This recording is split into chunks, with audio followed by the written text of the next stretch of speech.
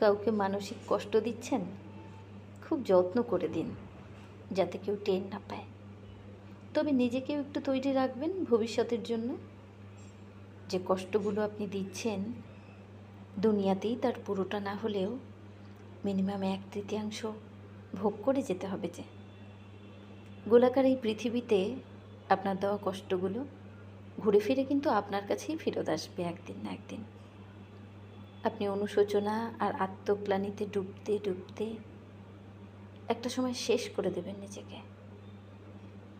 হয়তো আপনার সোকল্ড ইগোর জন্য ওই মানুষটার কাছে মাফও চাইতে পারবেন না।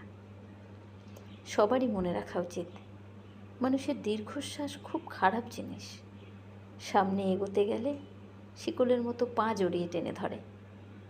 কেউ অভিশাপ না দিলেও রুহের হায় বলে একটা কথা আছে, ইংরেজিতে যাকে বলে রিভেঞ্জ অফ নেচার।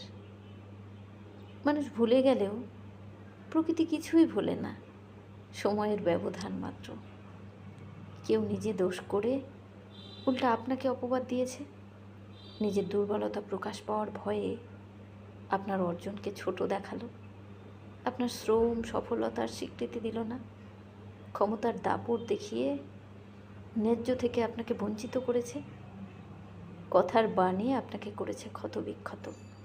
করুক না, জরুরি না যে এ সব কিছুর উত্তর আপনাকে এখনই দিতে হবে।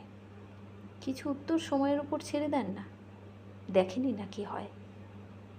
সব সময় আমরা বুঝে উঠতে পারি না ঠিক কোন অপরাধের শাস্তি আমরা পাচ্ছি। কাউকে কষ্ট দিয়ে, অপমান করে, কাঁদিয়ে, কথা দিয়ে বেমালুম ভুলে যাই আমরা, কিন্তু প্রকৃতি ভোলে না, প্রকৃতি ক্ষমা করে না। এই মুহূর্তে আপনি যার সাথে ইচ্ছাকৃতভাবে অন্যায় করে নিজেকে জয়ী ভেবে বেশ ফুরফুরে মেজাজে আছেন, মনের আনন্দে ঘুরে বেড়াচ্ছেন, সে হয়তো প্রতিবাদ করবে না, কিন্তু তার নীরবতা, কষ্ট থেকে আসা দীর্ঘশ্বাস আপনার সাথে বোঝাপড়াটা ঠিক সময়ে করে নেবে।